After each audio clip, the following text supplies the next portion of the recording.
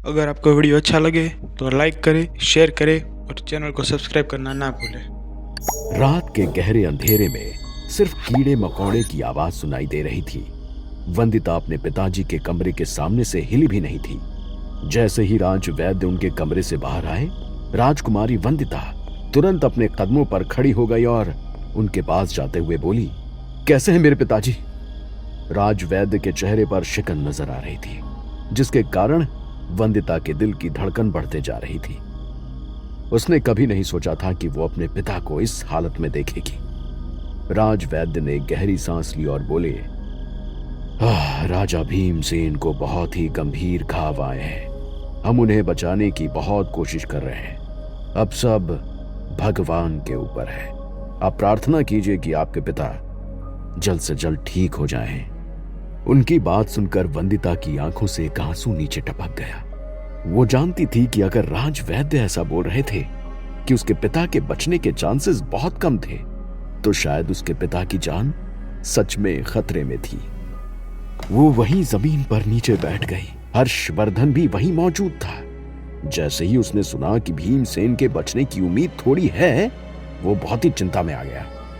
वो किसी भी हालत में भीमसेन को बचने नहीं देना चाहता था। अगर भीमसेन बच गया तो उसका राजगद्दी पर बैठना मुश्किल ही नहीं, नामुमकिन हो जाएगा, क्योंकि वो वंदिता को सब कुछ सच सच बता देगा। हर्षवर्धन को अब सिर्फ सही मौके की तलाश थी, मगर राजकुमारी वंदिता अपने पिता का साथ छोड़ने के लिए तैयार ही नहीं थी। वो दिन रात अपने पिता के कमरे में ही बैठी रहती, यहां तक कि उसने अभ्यास करना भी छोड़ दिया था।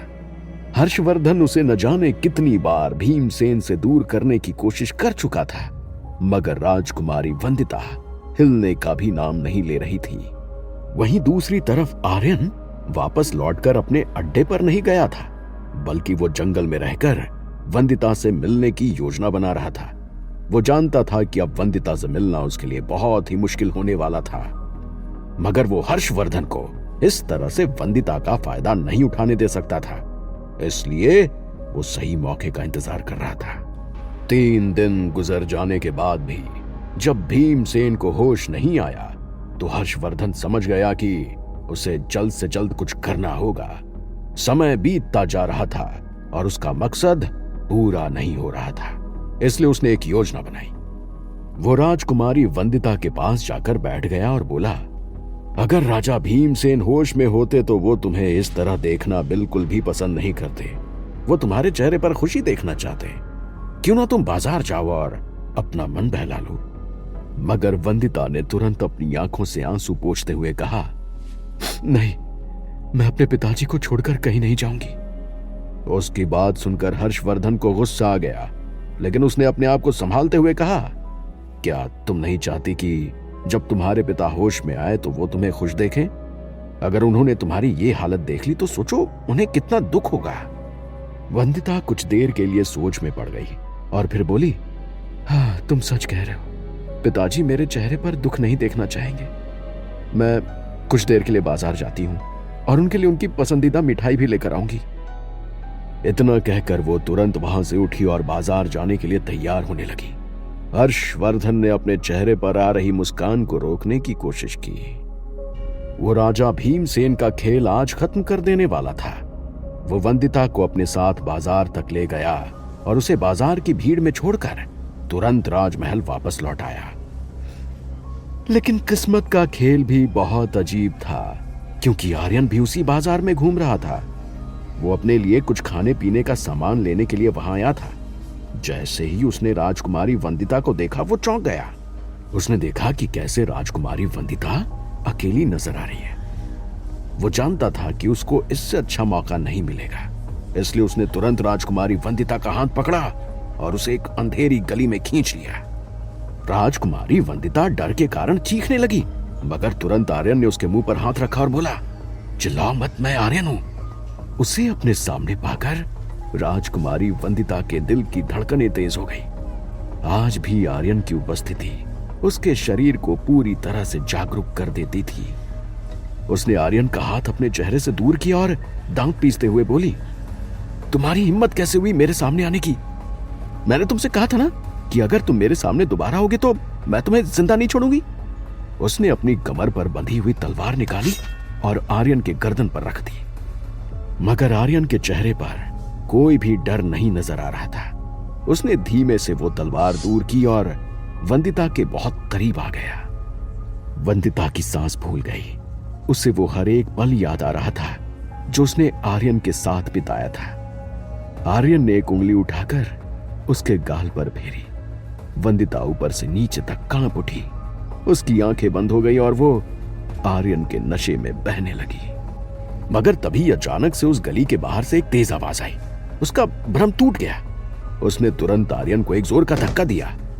ये तुम क्या कर रहे हो? दूर हो जाओ मुझसे, चिल्लाते हुए वंदिता ने कहा।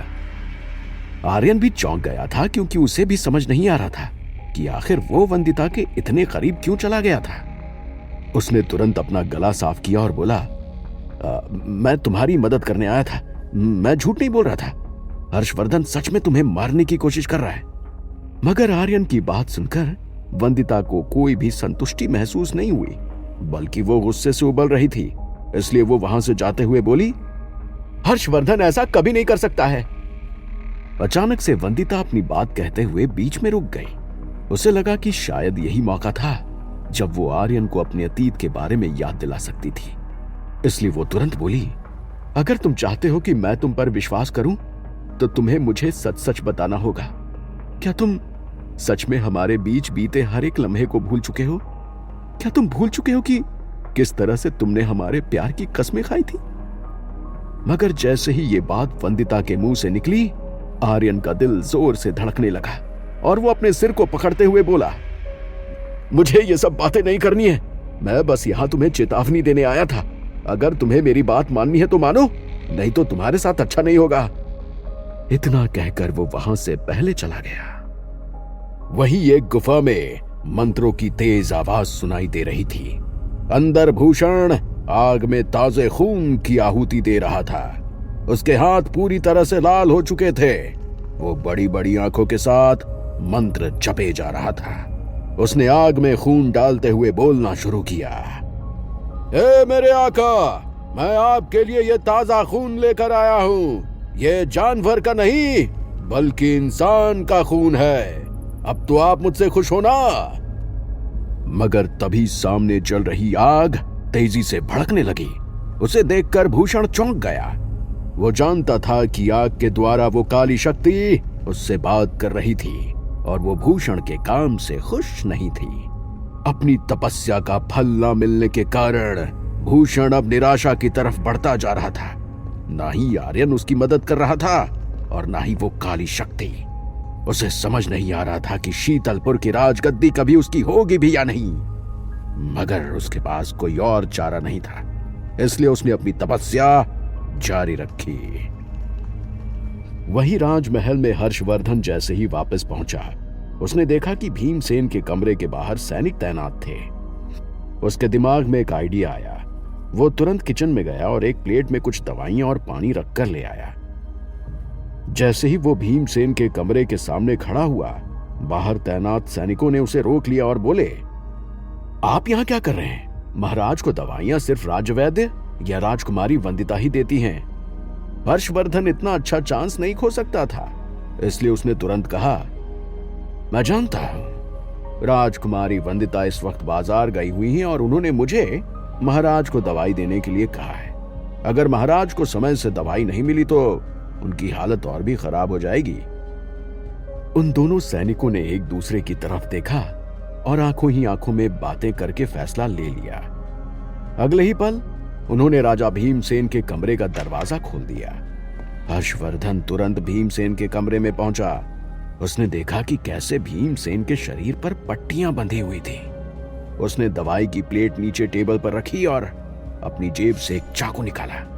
उसे बड़ी ही चालाकी से भीमसेन का काम खत्म करना था। उसने भीमसेन की तरफ देखते हुए कहा, तुम्हारी वजह से मैं राजगद्दी पर नहीं बैठ पा रहा हूं, इसलिए मुझे तुम्हें मारना होगा। यही नहीं, मुझे अपने पिताजी की बेइज्जती का बदला भी तुमसे लेना है। वो जैसे ही भीमसेन के सीने पर अपने चाकू से हमला करने वाला था, तभी अचानक से उस कमरे का दरवाजा खुल गया। चौंक जाने के कारण हर्षवर्धन के हाथों से उसका चाकू नीचे जमीन पर तेज आवाज के साथ गिर गया। वो गुस्से के साथ पीछे मुड़ा क्योंकि उसे लगा कि शायद कोई सैनिक अंदर आ रहा है। लेकिन जैसे ही उसने देखा कि उसके सामने वंदिता खड़ी हुई है, उसकी बोलती बंद हो गई। वंदिता की नजर नीचे जमीन पर पड़े चाकू पर थी। उसे अपनी आंखों पर विश्वास नहीं हो रहा था। उसके कानों में सिर्फ आर्यन की बातें घूम रही थी। आर्यन ने उसे बार बार चौकन्ना करने की कोशिश की थी कि हर्षवर्धन उसके साथ खेल खेल रहा था, लेकिन उसने आर्यन की एक भी नहीं सुनी थी। वो लंबे कदमों के साथ अंदर कमरे में आई और जमीन से चाकू उठाते हुए उसने तुरंत हर्षवर्धन की तरफ गुस्से भरी आवाज से कहा, ये सब क्या है हर्षवर्धन? तुम मेरे पिताजी के कमरे में अकेले इस चाकू के साथ क्या कर रहे थे? हर्षवर्धन के दिल की धड़कनें बढ़ चुकी थी। उसके हाथ कांप रहे थे। वो जानता था कि उसकी सच्चाई वंदिता के सामने आने वाली थी। वो वंदिता की बातों का जवाब देने ही वाला था कि तभी वहां पर बाकी सैनिक भी आ गए। वो अपना भाला लेकर हर्षवर्धन की तरफ पॉइंट करने लगे। हर्षवर्धन की आवाज उसके हलक में ही अटक गई। वो मैं उसने बोलना शुरू किया और एक नजर भीमसेन की तरफ डाली। उसे जल्दी से कुछ झूठा बहाना बनाना होगा, नहीं तो उसकी सारी मेहनत पर पानी फिर जाएगा। तुम चुप क्यों हो? सच क्यों नहीं बताते? क्या आर्यन सच बोल रहा था? क्या मैंने तुम पर विश्वास करके बहुत बड़ी गलती तो नहीं कर दी है? वंदिता ने अपनी कांपती हुई आवाज में कहा, क्योंकि अब वो और धोखा नहीं सहना चाहती थी। पिछले कुछ दिनों से उसको अपने करीबियों से सिर्फ धोखे ही मिल रहे थे। हर्षवर्धन ने तुरंत अपना सरनामे हिलाया और कहा, तुम ऐसा सोच भी कैसे सकती हो? मैं यहाँ पर राजा भीमसेन को उनकी दवाइयां देने आया था। जब मैं नीचे झुका तो मेरी जेब से ये चाकू नीचे गिर गया था। मैं उन्हें मारने की कोशिश क्यों करूंगा? वंदिता उसकी तरफ पैनी नजरों से देख रही थी। तभी अचानक से राजा भीमसेन की उंगलियां हिलने लगी और उनकी पलकें झपकते हुए खुल गई। जैसे ही अपने पिता को वंदिता ने होश में आते हुए देखा, वो तुरंत उनके पास भागी और उनके सर पर हाथ फेरते हुए बोली, पिताजी, क्या आप मुझे सुन पा रहे हैं? पिताजी, आप कैसे हैं? मगर भीमसेन की नजर हर्षवर्धन पर थी। उन्होंने अपना हाथ उठाकर हर्षवर्धन की तरफ इशारा करना शुरू किया और उनका शरीर ऊपर से नीचे तक कांपने लगा। ये देखकर हर्षवर्धन की आंखें फटी की फटी रह गई। भीमसेन कुछ कहने की कोशिश कर रहे थे, मगर उनके मुंह से कोई भी आवाज नहीं निकल रही थी। वंदिता ने चिल्लाते हुए आदेश दिया, इसी वक्त राजवैद्य को बुलाया जाए, पिताजी की हालत बिगड़ रही है। कुछ ही देर में राजवैद्य कमरे में आ गए। जब उन्होंने देखा कि भीमसेन दर्द से तड़प रहे थे, उन्होंने तुरंत उन्हें दवाई खिलाई। अगले ही पल भीमसेन शांत हो गए और उनकी आंख बंद हो गई। मगर वंदिता के दिमाग में अभी भी हजार सवाल उठ रहे थे। उसे समझ नहीं आ रहा था कि आखिर वो किस पर विश्वास करे। क्या होगा आगे?